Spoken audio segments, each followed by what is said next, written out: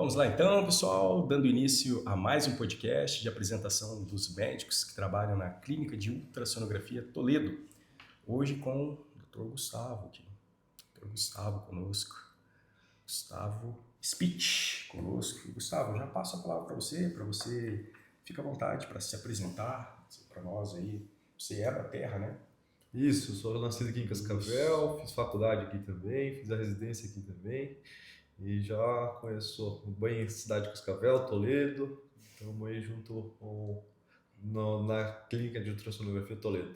Então hoje ficou mais fácil para o meu lado, Gustavo é radiologista, assim como eu, de Cascavel também, ficou mais fácil. A gente está no mesmo barco. Para entrevistar o Gustavo, o assunto é mais comum entre nós. Na mesma caverna, né? Na mesma caverna. Exatamente. Gustavo, então vamos lá, fica à vontade para dizer quem é o Dr. Gustavo fora do jaleco, como você faz para drenar as energias Eu sou um radiologista que geralmente gosta de sol, né? Sou radiologista, gosta de ficar na caverna, no escuro, né? Eu não gosto de sol, gosto de tomar de vê-los do sol, porque o pessoal fala que radiologista só gosta de ficar na caverna sem ver sol. Eu falo, não, eu gosto, mas eu gosto de fazer bastante coisas à parte, assim, gosto de praticar esporte, fazer academia, tenho uma filhinha de 1 ano, então várias coisas que eu faço à parte da radiologia. Mas na radiologia o que eu mais gosto de fazer é ultrassom, né? Não é à toa, né, que a gente está na clínica de ultrassom, exatamente. Porque na radiologia a gente tem um mundo à parte também, né, Adriano?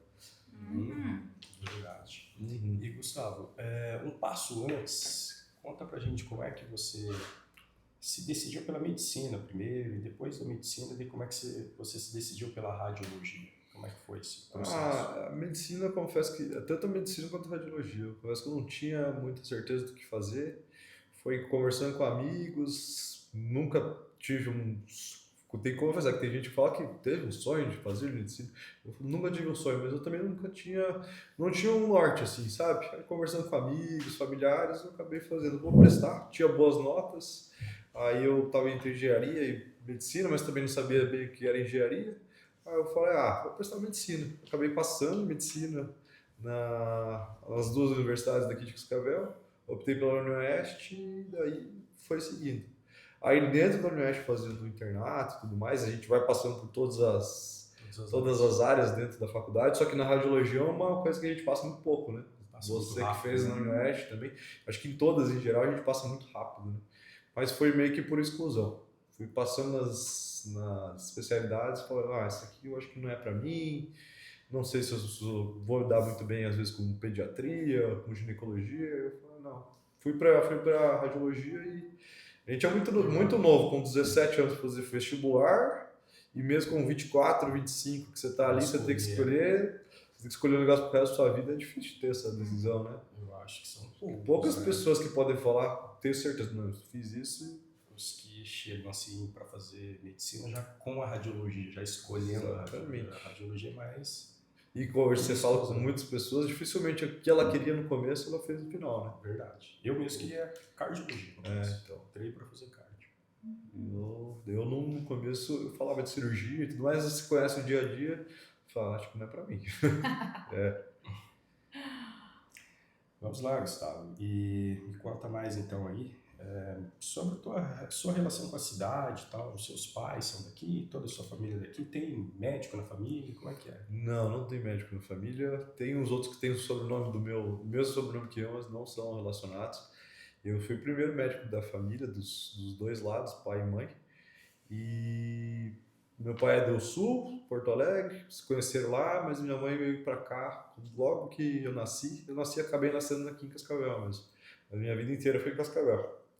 Eu conheço bem a cidade, já estou bem ambientado aí, faculdade também, então tudo deu certo aqui. E a faculdade também te deu uma esposa, isso, né? Minha esposa é pediatra, né? Então conhecendo. Sua turma? Não, turmas mais posteriores. 7 anos de diferença. Você é qual turma? Turma 18. Você é da turma 18. Você é da 8? Eu sou da turma 7. 7. Amanhã dá 11. Então hoje já deve estar formando a 26. Hoje eu estou com 6 anos de formação. Não, já deve estar formando a 24 ou 25. São 6 anos de formado. Você já... É bastante. 2008, eu formei. 2008 é quase 2028, já está dando quase 20. Exatamente. Aham. Aí depois eu ingressei e fiz direto a residência também. Na verdade, eu trabalhei 2 anos, aquela época do Covid ali, né? Um negócio complicado, plantão de Covid e tudo mais. Aí acabei decidindo que eu decidi depois, não foi logo que eu me formei que eu fui fazendo.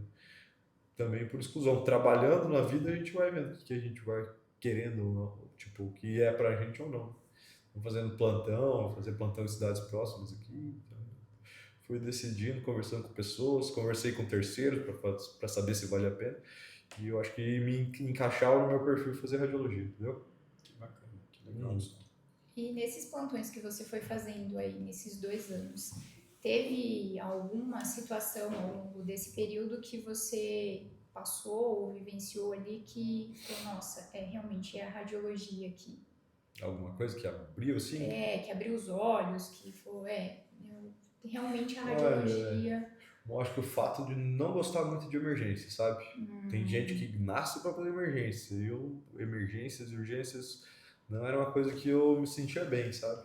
Aí eu via, tipo, o pessoal fazendo, por exemplo, ultrassom, laudando exames e tudo mais. Eu falei, cara, eu acho que se enquadra mais com o perfil com o que eu quero também tipo, minha vida, assim, né? Então a gente tem que pensar não só hoje ou daqui 5 anos, pensar daqui 10, 20, 30 anos, né? A vida, né? Exatamente. A gente fica, ainda mais quando sai recém-formado e vai trabalhar nas emergências, você fica muito maravilhado com o poder da radiologia, né? O que eu faço com esse paciente aqui agora? Ele tem que fazer uma tomografia. Aí vai, faz a tomografia, volta com o diagnóstico, todo mundo já toma conta. É verdade. É muito legal isso, né? É mágico. A radiologia é muito mágico nesse sentido. Interessante, principalmente tomografia, por exemplo, que vê todo o corpo. Mas aí, por exemplo, no ultrassom, às vezes, dependendo, você sabe que o ultrassom às vezes é mais importante que uma tomografia, dependendo do caso. Tem gente que acha que é uma escalinha, né? Para começar com ultrassom, depois tomografia, a ressonância, mas depende muito do que é, né? O que é o pedido e tudo mais. Essa é a nossa narrativa. Narrativa que nós acreditamos fielmente que o ultrassom, devido a todas as suas vantagens, ele é o melhor custo-benefício para a abordagem inicial da maior parte das doenças. Exatamente. Ainda então no contexto da radiologia, a gente sabe que existe aquele preconceito de ficar preso numa máquina, a ressonância parar e eu ficar lá e eu não conseguir sair. E dentro do ultrassom, existe esses riscos também? Uma tomografia, o mesmo risco de uma tomografia, de uma ressonância. Quando vai fazer um ultrassom, tem esse risco de ficar preso, de dar um faniquito, ficar preso? Não, acredito que não, né? Porque ultrassom é a gente, um aparelho e o paciente, né? Qualquer momento, se por acaso tiver alguma ansiedade, alguma coisa, pode levantar, sair da sala, mas a gente só usa o transdutor, vai conversando com o paciente, mesmo os exames, às vezes, que são mais, por exemplo, o exame transvaginal, que depende de uma sonda, tem que introduzir na vagina e tudo mais, a gente tem a gente vai com calma, vai explicando. Não precisa ficar parado, a gente vai conversando. É uma coisa legal do ultrassom também, que os outros exames você tem que entrar e ficar quietinho, né? Às vezes a ressonância que demora mais, vai demorar 20, 30 minutos dependendo do exame. O ultrassom não, é um exame dinâmico, né? A gente vai conversando. Exatamente. É legal, eu gosto dessa parte. Tem outras, né, que eu falo que o audiologista às vezes não gosta de conversar muito. Eu sou mais tranquilo dessa parte, eu gosto de dar uma conversinha. Né, conversar com o paciente, né? Isso ajuda, ajuda a esclarecer. Você acaba fazendo um segundo papel do clínico também, né? Investigando. Porque a maioria das vezes o paciente já vem explicando onde que está a dor e quase sempre vai ser ali onde ele está falando, né? Se não é exatamente ali, aquela queixa que ele está te dando vai te dar um norte bem importante, né? É uma perda muito grande você não usar dessa proximidade, estar ali com o paciente na sua frente para inquiri-lo sobre os sintomas dele. Mas avançando um pouco mais, Gustavo, dentro de todas as vantagens do ultrassom, assim, eu quero saber qual que você mais admira. Assim. A questão de não ter radiação, não ter administração de contraste, não precisar de sedação, ser um exame em tempo real, um exame conforme a gente comentou com o paciente ali na tua frente, Um exame bastante dinâmico, um exame de uma ampla gama de utilidades. Hoje só, a gente costuma falar que só não existe ultrassom do fio de cabelo ainda. Então, de todas essas vantagens, assim, qual que você acha que Acho que o principal maior? é não ter radiação, né? O principal, né? Principalmente em criança, por exemplo, o exame de quase sempre tenta se evitar uma tomografia, porque o ultrassom vai ver quase tão bem, né? E não vai precisar de uma radiação. Outra coisa, às vezes o paciente tem problema renal, não vai fazer uma tomografia ou uma ressonância, não tem como, né? E muitas vezes o ultrassom já consegue ver praticamente tudo que uma tomografia, claro, depende do que é o pedido, né? Mas acho que esses são os principais. E a parte de ser dinâmico, né? Você conversar com o paciente, voltando ao que eu falei, quase sempre já te dá uma pista importante. Eu acho que dificilmente você vai entrar numa sala e não perguntar para o paciente o que ele está sentindo. Né? Se você está fazendo isso, eu acho que é melhor não estar fazendo ultrassom, né? Porque sempre é bom ter o retorno do paciente. E trazendo esse gancho, Gustavo, é algo que, como eu acabo tendo mais contato ali com o paciente antes do exame, é uma queixa corriqueira dos pacientes. O médico não falou comigo, o médico entrou, mal e mal deu bom dia e saiu e não me falou nada, né? Eu não sei se é algo grave, se não é. Então, realmente, né, essa questão ali de conversar, de perguntar, por vezes precisa fazer uma manobra, então realmente coloca, né, profissionais como você na frente de outros profissionais, né, que acabam não dando essa abertura para o paciente. Não é raro eles falarem, o médico acabou só pedindo exame. Eu sempre também pergunto, se o médico chegou a comentar alguma coisa que ele estava pensando e tudo mais, né? Também ajuda a gente na hora de investigar o que é uma dor aqui, por exemplo, às vezes pode ser o fígado, pode ser a vesícula, pode ser o rim, tá tudo nessa região, né? Então, para citar um exemplo, principalmente, né? Sim. Eu acho que é um ponto bem importante isso. E também tem uma coisa, né? Quando a gente está falando assim sobre o exame de ultrassom e conversar com o paciente, às vezes a questão é mais do que só diagnosticar a doença. Às vezes a questão é a experiência do paciente, porque de que adianta eu diagnosticar a doença do paciente, mas ele não se sentiu convencido daquilo, ele não conseguiu nem abrir a boca, nem falar onde estava a dor dele, qual era o sintoma dele.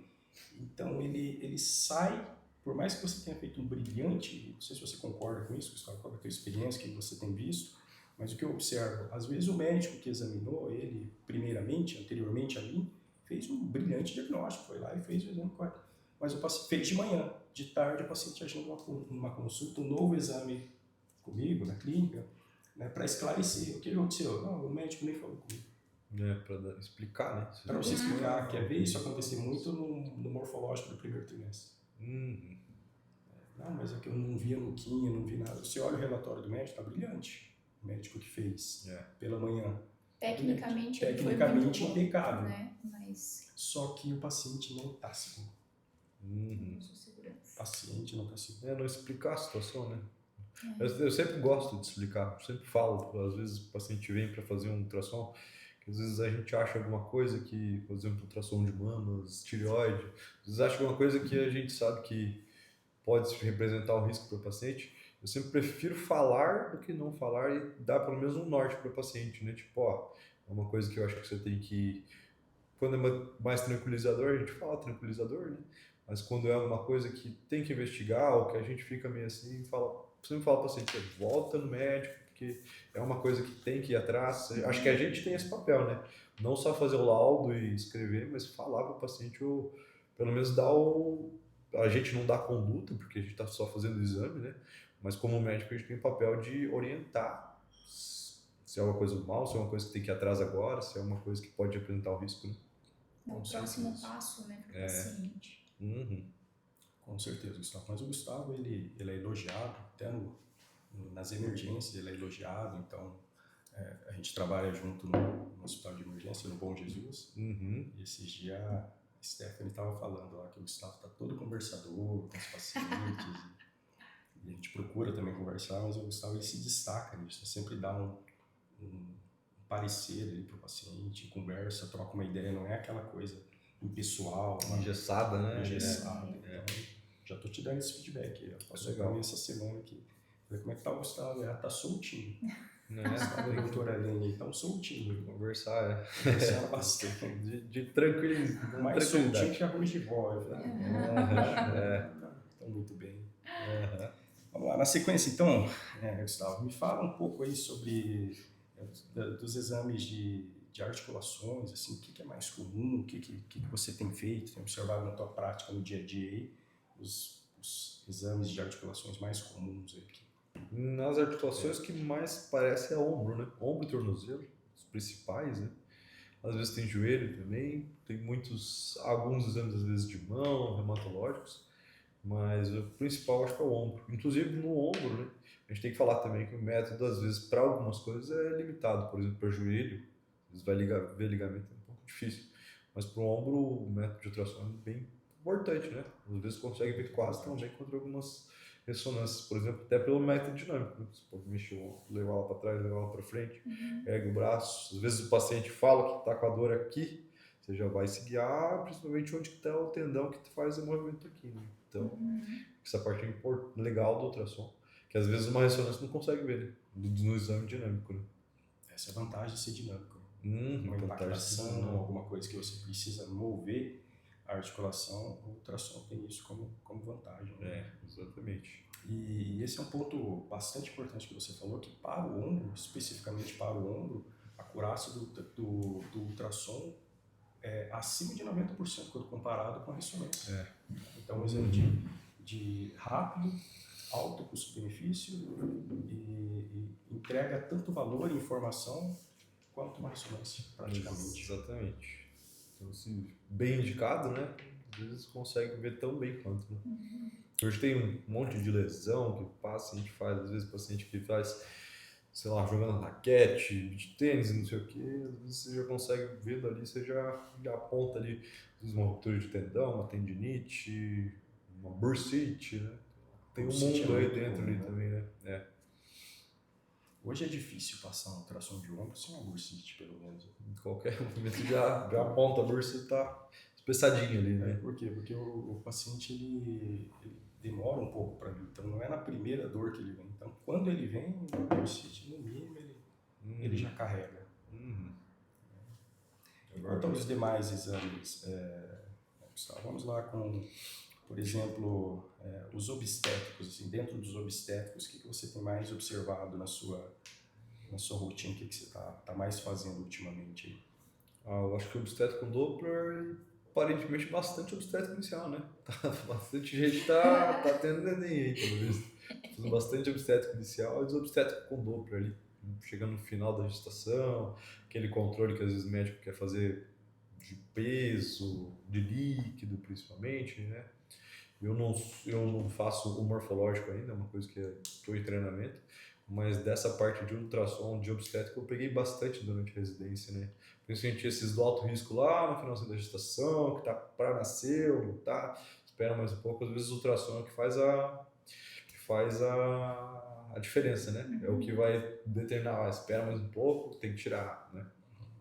Com certeza. E nesse ponto você tem bastante experiência, Gustavo, por estar trabalhando dentro do alto risco, vendo paciente grave todos os dias, gestantes graves todos os dias. Então, em relação ao Doppler, assim, a importância do Doppler, como que você explicaria para uma gestante? Como que você explica no teu dia a dia, assim, dentro de um alto risco? Como que você explica para uma gestante a função do Doppler quando ela te pergunta? Assim, por que faz o Doppler, por que não faz o exame normal, né? Um obstétrico normal. Eu geralmente, de forma, para não entrar muito em detalhe técnico, né? Mas é justamente para ver se não tem algum sofrimento fetal, né? Porque a gente pega ali algumas artérias, principalmente uma da cabecinha do nenê e a artéria do cordão. Eu falo isso dessa forma para a mãe, né? Para explicar como é que está a circulação, se está chegando sangue direito na cabecinha do nenê, que acaba sendo um dos pontos mais importantes para o nenê, e como é que está chegando para ela também, que é a da artéria umbilical. Então sempre a gente faz uma relação ali com os parâmetros técnicos que a gente pega no exame do Doppler, para ver como é que tá, se a circulação está indo tudo certinho, tanto para o bebê quanto para a mãe, né? Porque isso é o que às vezes às vezes pergunto, né, se dá para ver circular de cordão, né, se está enrolado.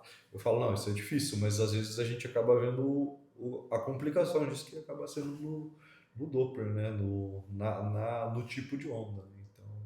Então eu sempre explico dessa forma, porque hoje em dia, tendo aparelho de ultrassom, um hospital, por exemplo, tem que ter um ultrassom para fazer esses exames, que faz toda a diferença no diagnóstico precoce de alguma alteração, né? Então, tem que ter, né? Com certeza. Uhum. Às vezes, quando o médico pede só obstétrico, a gente já faz o Doppler para evitar, né? Porque a gente sabe dos riscos. Precisa, né? Principalmente depois das 30 semanas, 28 ali, né?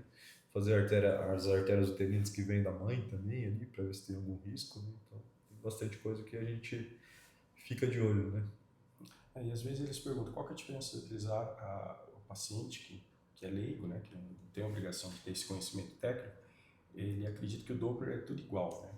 Mas para explicar para ele de uma forma simples, assim, qual que seria a diferença do Doppler no primeiro trimestre e o Doppler no terceiro trimestre? O Doppler no terceiro trimestre é justamente por essa questão do sofrimento, de alguma alteração do neném, como é que tá chegando no neném, né? O Doppler no primeiro trimestre também é questão morfológica, eu acho mesmo, né? Até você te passa as uterinas, principalmente, para ver da mãe como é que tá indo da mãe para a placenta ali, essa região, como é que tá. Então, às vezes pode, com uma alteração das uterinas, diretamente mexe, é uma coisa que na pressão às vezes não está aparecendo, mas é uma alteração, né? Aumenta o risco dela. Aumenta o risco. Pré-eclâmpsia. Exatamente. Gustavo, e agora falando sobre ultrassom transvaginal. A gente sabe, né, que algumas mulheres acabam tendo objeção para estar realizando esse exame, porque é um exame mais íntimo, né, onde precisa ali introduzir o transdutor dentro do canal vaginal. Mas esse exame, na saúde da mulher, qual é a importância dele? Eu acho que a maioria de quem pede o exame já sabe que é bom fazer uma vez por ano, né? Junto praticamente com o preventivo. Inclusive, eu sempre, antes de fazer como a gente sabe, o homem vai fazer o exame, muitas mulheres não se sentem à vontade. Antes de fazer o exame, ela já preenche um termo para começar. Mas quando entra na sala, eu já pergunto, vejo como é que é a reação da mulher, sabendo que é um homem que vai fazer. Se ela se qualquer coisa, a gente já fala, não, então marca outra hora, marca alguma mulher. Mas geralmente eu sempre explico para o paciente, ó, a gente vai fazer o exame, eu faço esse exame todos os dias praticamente, como que é o exame, como que a gente passa, a gente coloca um preservativo que é para proteger tanto ela quanto o aparelho, né? Então, e sempre com uma mulher na sala, né? Sempre nossos acompanhantes que auxiliam a gente, sempre as nossas auxiliares tem que ser uma mulher, justamente para não ter não ficar nada, né? Uma situação delicada. E se tem qualquer objeção, eu prefiro não fazer o exame para não ter problema para ela, entendeu? Sim, claro. Porque a gente sabe que às vezes pode ter dor e tudo mais. Já explico tudo muito bem antes para saber. Tanto da transvaginal quanto das mamas, né? Das mamas também, que querendo ou não tem que introduzir um aparelho, mas a gente acaba vendo os partes íntimos, né? Então, às vezes acaba encostando, né, quando está passando o transdutor. E no transvaginal, assim, qual é o diagnóstico que você mais encontra, que é, assim, digamos, o arroz com feijão de vocês no dia a dia?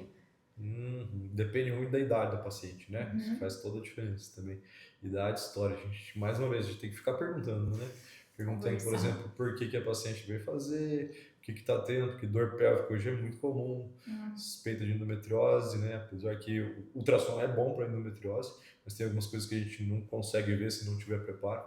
Mas o mais comum, eu acho que pacientes mais jovens que estão começaram a menstruar recente, o paciente até 20, 30 anos, às vezes é para pré-concepção, ver como é que está a questão dos ovários.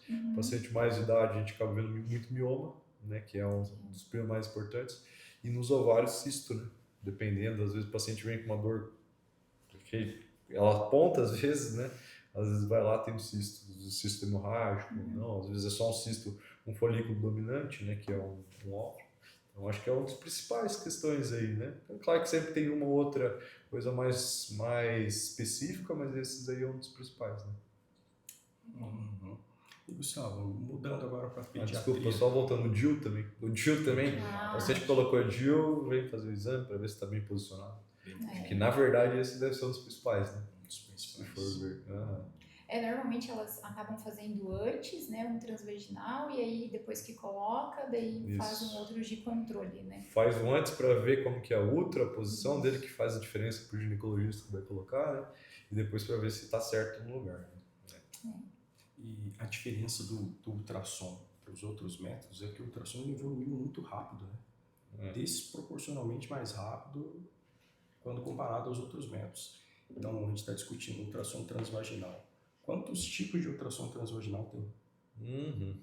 Dá uns 10 tipos de ultrassom transvaginal. Tem transvaginal padrão, transvaginal com Doppler, transvaginal com 3D para ver DIU, transvaginal com 3D para ver malformação uterina, mapeamento de mioma, Contagem de folículo, contagem de folículos. tem vários motivos para pedir o transvaginal, exatamente. O paciente que é pós-menopausa, às vezes o paciente nem sabe, né?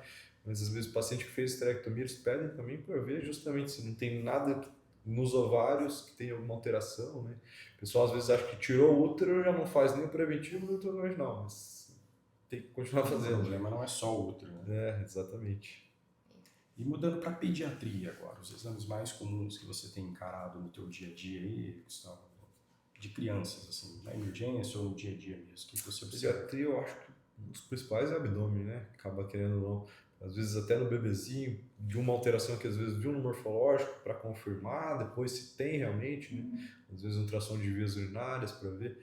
Tem para parte de bebezinho, né? Às vezes o bebezinho seu bebezinho tem um furinho nas costas, o pessoal vai lá investigar também, que às vezes o furinho nas costas pode ter uma comunicação ali com a coluna, né? Então tem que investigar toda a parte do sacro, a região da coluna para ver como é que tá a questão do fechamento da desafios, exatamente. E também para ver se não tem malformação, né? Porque se tem, às vezes tem buraquinhos, pode ter uma malformação no rim, outras malformações no abdômen. Né? Aí mais crianças um pouco mais velhas, acaba sendo o abdômen total também, no contexto de pronto-socorro, muitas vezes os usos de articulação para ver se tem algum derrame articular, que pode representar uma artrite séptica, ou às vezes aquelas alterações transitórias de quadril, né? Acho que esses são os principais, né? Tem ultrassom de partes moles, né? Às vezes tem um nódulozinho cervical, às vezes tem aqueles variozinhos no pescoço ali, que às vezes crescem muito, uma parotidite, que às vezes parece da cachumba, né? Então, também é um mundo à parte criança, né? Um mundo à parte. E o ultrassom parece que é de forma especial, criado por Deus para atender as crianças, porque ele criança, atende muito bem crianças, né? Exatamente. Principalmente questão de radiação e numa tomografia ou ressonância, dificilmente a tua criança vai ficar parada, né? Então tem que levar em consideração isso também. E como a criança geralmente tem pouca região de gordura, né? É um exame com ultrassom funciona muito bem, né? O ultrassom, às vezes, quando tem muita área de gordura, às vezes pode dar uma atrapalhada, mas crianças que é tudo pequeno e tudo mais, principalmente para o abdômen, vai muito bem, né? Às vezes a gente consegue ver o apêndice que é inflamado, né? Também é uma coisa, né? É uma ferramenta ótima. Ferramenta ótima. Dentro da pediatria também o de quadril, né? Dos bebezinhos. Displasia de quadril também, né? Às vezes o bebezinho nasce sentado, né? Pedem exame para ver como é que ficou, por mais que não tenha, eles fazem uma manobra na hora logo depois que nasce, mas às vezes ele pede o exame para ver se não ficou nenhuma alteração do quadril, se está mal encaixado pela posição do neném, né? Bem importante também. É isso aí. E, Gustavo, você como na sua carreira profissional agora, tem algum curso, algo que você está vislumbrando aí, que está inclinado, que está fazendo em relação à radiologia? Eu gosto mais do ultrassom, eu já tinha falado, lá de umas tomografias também, mas agora estou fazendo um curso de ultrassom dermatológico, a gente quer tentar trazer e fazer o exame aqui, né? Que é o exame mais específico, tem que ter uma sonda mais específica, uma sonda que a gente fala de alta frequência, para ver melhor as partes mais superficiais, principalmente o rosto, né? O pessoal pede, às vezes, aquele mapeamento dermatológico para ver o que tem geralmente em cada região. É uma coisa que eu acho que vai agregar bastante aí na cidade, nos exames, né? É a tendência, né? Então estou fazendo esse curso de pós-graduação agora no ultrassom dermatológico. Onde que é esse curso, Gustavo? Estou fazendo lá em Curitiba, o pessoal da Ultra Curitiba. Então, tem ligação lá com a Federal também. Muita referência, né? Aham. Muita referência. Muita referência, exatamente. E assim, é uma necessidade, é uma tendência, né, Gustavo? A gente Sim. observa, temos recebido vários pedidos, o pessoal está se conscientizando mais e procurando profissionais mais qualificados Aham. para cuidar dessa parte, da parte estética. E esses profissionais qualificados não encostam, às vezes, no paciente sem um mapeamento, sem um exame, sem um amparo ali da imagem. Então a gente observa que a demanda é crescente e eu acredito que você vai entregar Pois muito é. valor realizando esses exames aqui na região. Ninguém na região faz, praticamente, né? Tem um colega que faz, eu acredito, que faz aqui em Cascavel, mas a gente quer fazer também porque vai agregando, né? E também eu sei que ele faz muito bem, então a gente vai adicionando coisas aí que tem público para fazer. E justamente para o médico que pede, eu vendo os exames, eu vi que é muito importante, que a maioria dos pacientes não sabe que fez, ou sabe que fez, mas não sabe nem o local, às vezes, ou acha que fez uma coisa e na verdade é outra, né? Então a gente consegue no ultrassom ali, na maioria das vezes, ver o que é o produto. E eu confesso que eu não tinha nenhum conhecimento antes, mas agora eu vi que tem muito produto que faziam anteriormente, às vezes o paciente faz com não médico também, que coloca uma coisa às vezes e na verdade é outra. Tem coisas que não são absorvidas, que ficam ali por causa da vida. E se vai fazer um procedimento, tanto passar um bioestimulador, colocar um ácido hialurônico ou fazer até aqueles lifting facial, faz diferença no procedimento. Às vezes o cara não pode fazer um procedimento de puxar aqui por causa que tem um negócio que não vai ser absorvido e vira um nódulo ali, sabe? Vira um nódulo, parece tipo uns fios assim, sabe? É um mundo à parte aí. Através do ultrassom consegue diferenciar qual foi o tipo de produto utilizado ali na... Às vezes consegue diferenciar, saber qual foi o produto. E às vezes falam que um produto vai ser absorvido, realmente o efeito às vezes não aparece mais depois de 1, 2 anos, mas ele continua ali mais um tempo, entendeu? Às vezes o ácido hialurônico, eu acho que falam que vai durar 6 meses, 1 ano, mas fica 5, 6 anos, fica ali as bolinhas ali dentro e pelo aspecto de imagem quase sempre dá para diferenciar, sabe? Achei bem interessante, uma coisa que ainda estou no curso, né? Mas acho que pode agregar, né? Tanto aos outros exames também, né? Tração de unha, uma coisa que o pessoal na verdade fala leito ungueal, né? Unha no leigo, né? Mas também é um mundo à parte. As várias bolinhas que a gente fala nesse ultrassom dermatológico, com essa sonda que a gente tem, às vezes a gente consegue ter mais definição e trazer melhor diagnóstico diferencial, né? Você fala para o paciente também, a gente não consegue tirar o produto e ver, mas o achado de imagem quase sempre é sugestivo, né? Tipo, de umas bolinhas ali, a gente fala, não, isso é muito sugestivo de X, de Y. E com mais definição no aparelho a gente consegue melhor descrição. Né? Com certeza, funila melhor, exatamente. Os diagnósticos diferenciais. Né?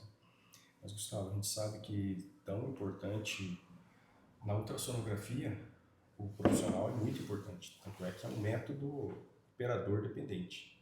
Porém, tão importante quanto o profissional também é o aparelho, também é o equipamento. Né?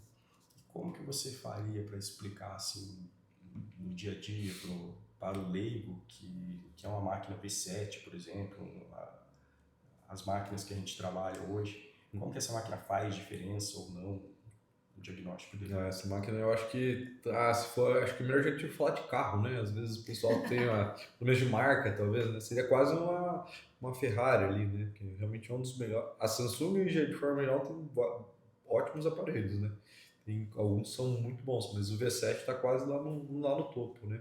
Tem um ou outro que faz uma concorrência, mas de forma geral a Samsung é um dos melhores e o V7 está ali, né? Lá na ponta. Principalmente para a questão dos exames morfológicos, aqueles exames 3D que a gente consegue reconstruir, né? Então é uma coisa que o aparelho faz toda a diferença. E às vezes a gente compara também, tem os outros aparelhos que são portáteis, muda o processador do aparelho, né? Por mais que você tenha a mesma sonda e tudo mais, o processador do aparelho faz toda a diferença também, né? De um processador melhor, você vê que entrega mais imagem, entrega mais definição E faz a diferença. Às vezes, no laudar e mandar para o médico, né? O médico que vê, já vê a imagem ali, já vê, nossa, esse aqui deve ter feito, isso faz a diferença para ele e para a gente. Né? Com certeza. Ah, A gente já vi comparar com carro, já vi comparar com celular também. celular, Às vezes o pessoal acha que toda máquina de ultrassom é igual. E não. Tem celular de R$ 500 e tem celular de R$ 10.000. E assim são com as máquinas de ultrassom. exatamente. E tem celular de 2005, tem celular de 2025, né? Exatamente. Tem essa questão também, exatamente. E às vezes o cara vende ainda o de 2005, mas várias coisas antiquadas, né? Até a inteligência artificial do aparelho ajuda muita coisa, né? Às vezes na hora de medidas o aparelho consegue pegar ali exatamente onde você vai medir, te dá mais agilidade na hora de fazer o exame. Com certeza. Isso ajuda muito. Hoje as máquinas já vêm com muita inteligência artificial agregada, né? Muito software específico para fazer. Então você paga o valor de uma máquina e vai quase o valor de outra máquina em software. Exatamente. O pessoal não deve entender que tem toda essa questão de preset, né? Para cada exame tem que fazer com uma sonda diferente. Né? A gente estava falando do ultrassom dermatológico, tem sondas que a gente vai fazer com, por exemplo, a obstétrica não dá para ser a mesma do dermatológico. O dermatológico você quer ver a pele, porque é superficial. O obstétrico, o abdômen, você quer ver lá dentro. Né? Então a gente tem que usar várias sondas diferentes, com presets diferentes. Presets é tipo um jeito que o pessoal da Samsung faz no aparelho para nesse exame ter melhor definição para o que você quer ver, né? Então a gente tem que saber o que está procurando também, né? E, Gustavo, agora partindo para o laudo, como que você observa assim, que hoje em dia o ultrassom tem muita gente se aventurando no ultrassom, muito médico se aventurando no ultrassom. E às vezes a gente conhece isso só pelo laudo que recebe. Então, às vezes a gente, como ultrassonografista, está ali e o paciente trouxe um laudo anterior. O que mais te frustra, assim, que você vai olhar num laudo anterior e você, puxa vida, o cara não teve um cuidado, não teve um zelo, não teve um capoeiro. O que te frustra olhar num laudo anterior e ver ou não ver? Tem algumas coisas, né, que a gente faz, principalmente fazendo a residência, vendo os outros laudos que às vezes recebe, né? E às vezes paciente de médico que não fez ultrassonografia ou que não é radiologista, né? Não necessariamente. Mas muitas vezes a gente tem alguns laudos, a gente quase sempre, dependendo do tipo de laudo, a gente tem uns descritores que quase sempre tem que ter. Por exemplo, para descrever um nódulo, você sabe que tem que ter algumas coisas, a margem, o tamanho, a distância, o tamanho do nódulo, a distância para alguns pontos chaves que o médico precisa. Eu dou um exemplo da mama, né? Se for um ultrassom que o médico não dá o BIRADS, Está incompleto. Não, está incompleto, exatamente. É um exame que todos, tipo assim, é para todos os médicos radiologistas quem pega o laudo falar a mesma língua, né? Se o cara não deu BIRADS, ele não está falando a mesma língua dos outros médicos ou do próprio médico que está fazendo, né? Então, se é um ultrassom que às vezes não tem o BIRADS, você já vê, ou o TIRADS na tireoide, né? Ou uma descrição de um nódulo que às vezes não coloca a margem. A margem é importante, saber se é um nódulo bolinha, bem circunscrito, ou se é um nódulo alongado, todo irregular. Isso faz toda a diferença, né? Então, essa é uma das coisas. Às vezes, nos obstétricos também, aquela questão do percentil, é o que faz a diferença, né? Porque não adianta você colocar a idade gestacional, mas sem ter o percentil, sempre também explico para o paciente. Isso é bem importante. Senão o paciente me fala que, meu exame deu... No aparelho vai dar uma idade gestacional, mas você tem que ver se aquela idade gestacional é compatível com a idade gestacional do paciente. Ou se está, porque senão o bebê está crescendo a mais ou a menos, né? Então, essa é uma das coisas. Outras várias, no dia a dia, a gente vai vendo, né? Provavelmente a gente deixa passar algumas coisas também, tem que fazer essa ressalva. Mas algumas coisas não pode deixar, tipo essas que eu comentei do BIRADS, né? Não pode faltar, né? Não pode faltar, exatamente. E por curiosidade, pessoal, como é que você explica o percentil para as mães? Eu explico o percentil pelas mães, eu volto sempre naquele primeiro exame que ela fez, né? Eu só falar, você provavelmente fez o exame lá no começo, estava com 6, 7, 8 semanas. Aquele exame geralmente faz a partir dali você vai ter uma idade gestacional que você vai ter contando até as 40, 41 semanas que você vai. Porque ali é o jeito mais fácil de medir um bebê, que ele vai estar, digamos, na média, né? Porque depois, no padrão, exatamente. Porque depois, digamos, todos os bebês que tiverem 1 centímetro vão ter lá 7 semanas. Isso vai ser para todos os pacientes. A partir dali, o seu bebê pode crescer a mais ou a menos, por fator genético, por fator de doença, uma diabetes gestacional, por fator de desnutrição, o paciente não come, o bebê não cresce também. Então, por isso que é tão importante. Aí eu geralmente falo daquela curva de criança, né? Às vezes mãe já teve, ou sabe, alguma forma ela sabe. A criança tem que crescer conforme a curva, né? Então, se ela cresce acima da curva, ela está um pouquinho maior. Se ela está abaixo, ela está menor. Na questão do ultrassom, eu falo isso. Então, geralmente tem que variar entre 10 e 90, abaixo de 10 muito pequeno, acima de 90 muito grande, né? Então tem que estar nessa faixa. E sempre variando o percentil de um exame para o outro, não pode variar muito, né? Que às vezes tem uma diferença de quem mede o exame, mas não pode dar tanta variação. De forma geral, eu falo dessa forma, né? É importante saber a idade gestacional. Bastante. Essa questão de idade gestacional causa muita confusão mesmo para paciente, né? Ah, eu fiz um exame semana passada e falou que eu estava de 39 semanas e hoje está falando que está de 38, então eu... Não, né? Na verdade, não acontece isso. Se baseia lá pelo primeiro ultrassom que ela fez, né? Que contou lá, que fez a medida do CCN. Exatamente. É o mais importante nesse caso, né? Sempre tem que ter a idade gestacional. E em relação ao peso, Gustavo, como é que você explica para as mães também quando o peso dá menor? Fez um exame ontem, deu 3.500, fez um hoje, deu 3.400. Isso é comum, né, cara? Acontece bastante e tem que explicar para o paciente, ó, a gente não é uma balança para começar, né? A ultrassom não é uma balança, é uma estimativa. Geralmente vai chegando mais no final da gestação, vai aumentando o fator de, o que a gente fala ali, do desvio padrão, né? Porque a gente vai fazendo várias medidas ali, geralmente uma da cabecinha, do abdômen, do fêmur, e vai fechar um peso. Se o médico ontem, às vezes, abriu um pouquinho mais a caixinha, às vezes pode dar um pouquinho maior ontem, e hoje dá um pouquinho de diferença. O que eu acho que não dá para dar diferença tanto é depois de 1-2 semanas, né? Aí se depois de 1-2 semanas estava maior no outro, e agora está menor, tem que olhar, né? Mas de um dia para o outro é quem está fazendo o exame, né? Isso é normal ter uma diferença, não pode dar tanta diferença, né? Tem que ser bem explicado para o paciente essa questão, né? Explicado que existe uma margem de erro. Uma margem de erro. 10 a 15% é uma margem de erro. Tá nesse desvio padrão, isso. E às vezes até o mesmo observador, ele pode fazer um exame de manhã e pode fazer um exame de tarde. Na mesma gestante tem uma margem de erro e de tarde dá menos do que... Porque o bebê também mexe, né? Tem isso. Às vezes o bebê chega, tá na posição ótima, né? Pega a cabecinha aqui, o abdômen aqui do lado, as perninhas esticadas. Às vezes volta, depois o bebê já tá mais assim, a barriguinha que a gente tem que fazer bem redondinha, às vezes tá mais oblíqua, é mais difícil de pegar ela bem redondinha. As perninhas estão uma aqui, outra ali, então essa questão tem que ser sempre bem explicada. Durante o exame a gente vai conversando com o paciente e a gente vai explicando, né? Por isso que é bom também estar conversando, né? E eu estava tentando pensar aqui, Gustavo, dentro ainda da imagem, tem mais algum mito, assim, alguma fake news, assim, que você observa no dia a dia, assim?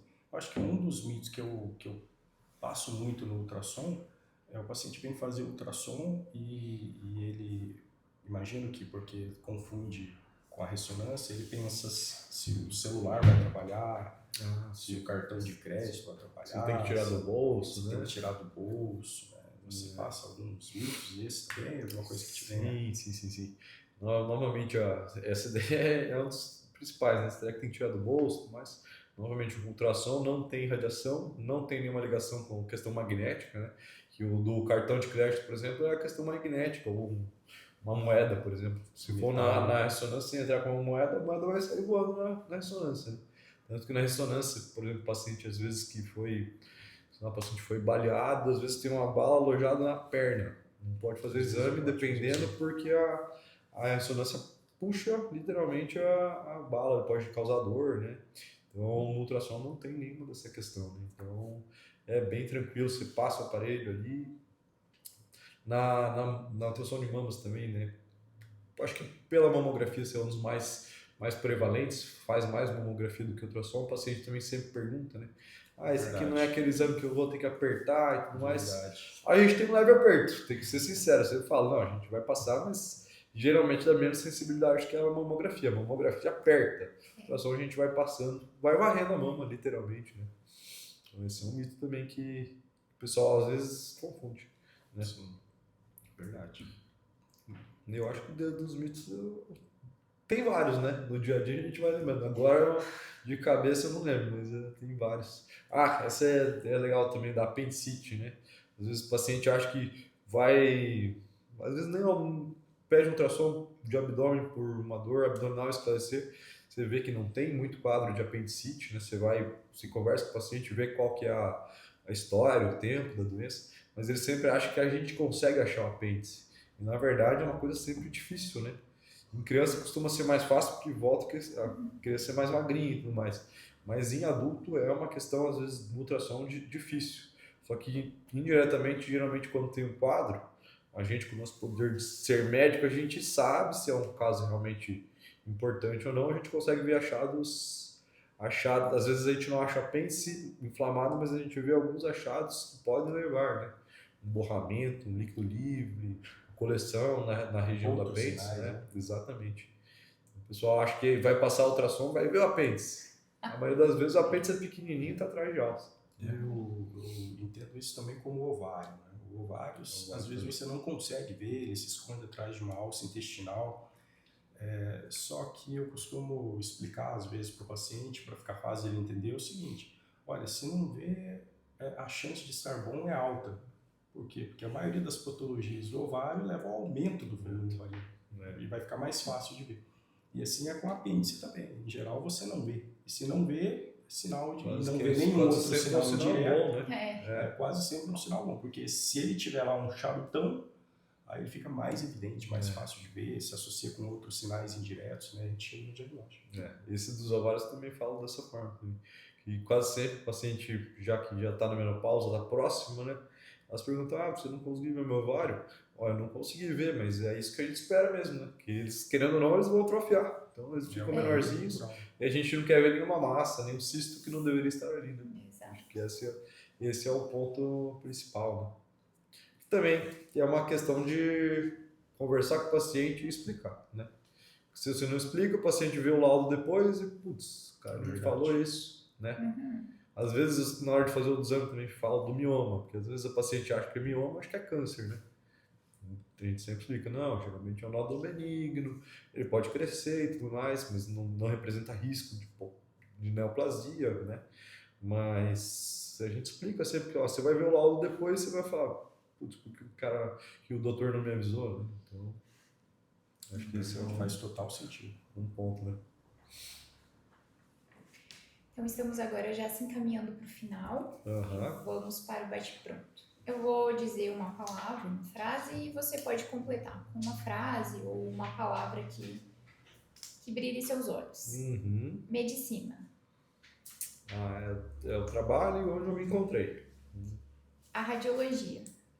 Também é onde eu me encontrei, na verdade. Né? Na verdade, a radiologia acho que foi o principal. Onde eu me encontrei, achei um negócio que eu realmente gosto de fazer, que eu me sinto confortável, não tive aquela questão da ponta de emergência, que eu ajudo bastante, eu ajudo mais gente, eu acho, fazendo dessa forma, fazendo ultrassom e tudo mais, fazendo outros exames, a gente dá um norte legal para o paciente, né? Geralmente a gente não sai com... Quem que sai com os louros, mas a gente acaba ficando feliz também, porque o próprio médico às vezes passa pra gente, não, realmente era aquilo, mas a gente acaba ficando feliz dessa forma também. Deixa eu dar uma apertada no Gustavo, que a medicina, ele disse que chegou meio aleatório, a radiologia também é aleatória. Então, Gustavo, um nome que foi determinante para você, ou que foi muito influente para você na hora de escolher medicina? Acho que foi meu tio, a gente teve uma conversa antes. Qual tio? Meu tio Cláudio. Eu falei com meu pai também, mas eu acho que vale a pena você fazer, eu acho que é uma coisa para o teu futuro vai ser legal, e eu acho que... Ele é médico? Ele não é médico. Mas ele tinha o sonho de ser médico, acabou não sendo, talvez por isso. Na verdade, hoje eu tenho um primo na família que é filho dele, que foi fazer também, né? E o filho e a filha dele que fizeram também, né? E um nome que foi determinante para você para fazer radiologia? Para radiologia? Foi o Dr. João Gabriel, ali da Uniton, sabe? Você conhece ele com também? Com certeza, grande cara fera, eu conversei com ele antes e é um bom feedback da radiologia. Assim. Achei O bacana. Gabriel me ajudou muito quando eu saí da residência, me ajudou muito na oportunidade de voltar para cá, voltar para a região, trabalhar com ele. Isso. Grande carinho pela pessoa do João Gabriel. Também é da nossa casa ali, né? Da Unioeste. Da Unioeste. É um dos... é isso aí. Cascavel. Cascavel é a cidade natal, eu gosto bastante. Tem muitos laços aqui, meus amigos, dei a vida inteira aqui, então ótimas recomendações, né? Todo mundo hoje em dia olha para Cascavel, cidades do Paraná com carinho, né? Boas cidades, crescendo bastante, então... Cascavel e Toledo. Cascavel e Toledo. Primeiro em quase... Entre as primeiras em quase... Exatamente. Mais produção. Pessoas que gostam de trabalhar, né? Exatamente. O poder de um diagnóstico precoce. Faz toda a diferença, né? Principalmente no contexto de neoplasia, às vezes de uma malformação no morfológico, faz toda a diferença. Às vezes é alguma coisa que você não pode fazer nada, mas ao mesmo tempo você sabendo antes, você se prepara, né? E, por exemplo, no aneoplasia faz toda a diferença. Não preciso nem entrar muito em detalhes, mas descobrir antes é o que vai fazer diferença daqui 2, 3 anos, né? Exatamente. Clínica de ultrassonografia Toledo. É a minha nova casa aí, né? A gente está crescendo junto, temos um bom futuro pela frente. Acho que a gente está indo muito bem. E vamos juntos aí. É isso aí. Uma lição inesquecível que a imagem médica te ensinou.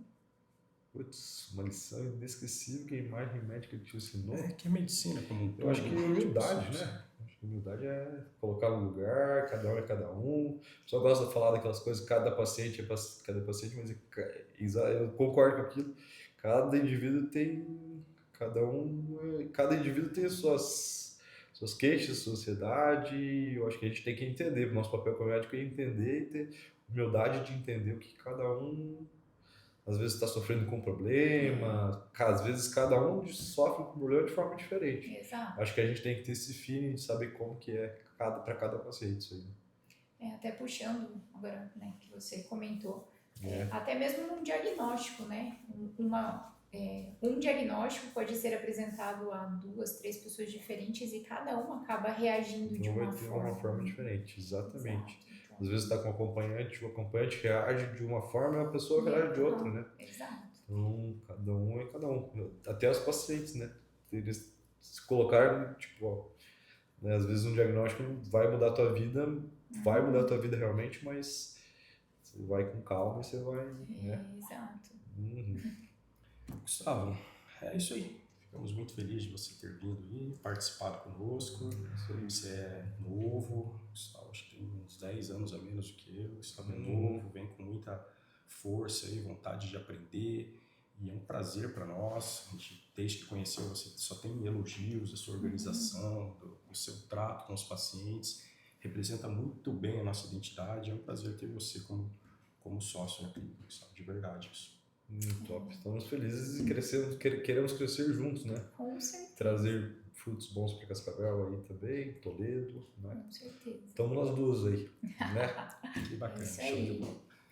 Então, gente, esse é o Gustavo Spitz. Ficamos muito felizes e dessa forma terminamos nosso episódio de apresentação do Dr. Gustavo.